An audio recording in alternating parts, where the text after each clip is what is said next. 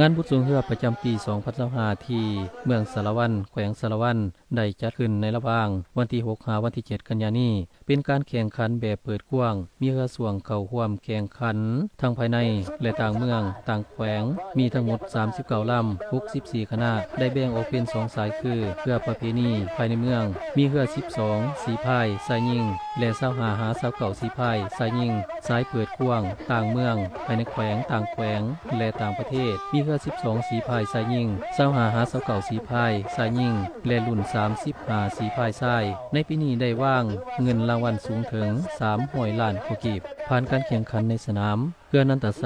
ตัวแทนจากแขวงสวรรณเขตสามารถป้องกันแซมเพื่อสวงได้ต่อเนื่องที่สนามแข่งขันของเมืองสารวันหลังเอาชนะสีพายเรือสวงแก้วมังกรฐานแขวงแบบดุเดือดในประเภทเรือใหญ่35สีพายเปิดกว้างได้รับรางวัลชนะเลิศเป็นเงินสด35ล้านกีบพร้อมขัน1หน่วยที่2ได้แก่เรือแก้วมังกรรับเงินสด15ล้านกีบที่3เรือหนุ่มสารวันบวกลาซารับเงินสด10ล้านกีบและที่4เรือเทพสังทอง88จากเมืองเหล่างามได้รับเงินสด6ล้านกีบสำหรับประเภทเรือ29สีพายทรายเปิดกว้างได้แก่เรือบานบังคานำสุริยเทพสามารถป้องกันแซมไ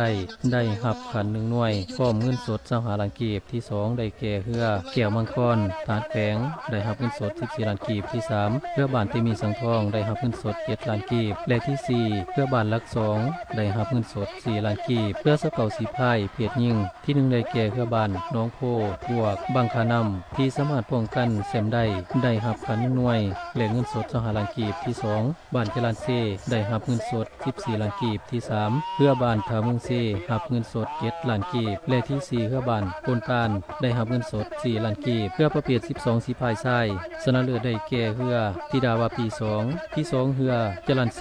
ที่3เรือบานบังคานำและที่4ได้แก่เรือธิดาวาปี1ประเภทยิงที่1ได้แก่เรือบานโพนตาลที่2เรือเทพกำไลเพชรที่3เรือบานคันบางโยดและที่4ได้แก่เรือบานทาเมืองเซส่วนเรือ12สีพายภายในเมืองประเภททรายที่1ได้แก่เรือบานลัก2ที่2แมนเรือบานโพนแพงที่3เรือบานคันบางโยดและที่4ได้แก่เรือบานทาเมืองเซสำหรับเรือสวง12สีพายภายในเมืองเพศยิงที่1ได้แก่เรือบานทาเมืองเซ1ที่2บานคันบางโยดที่3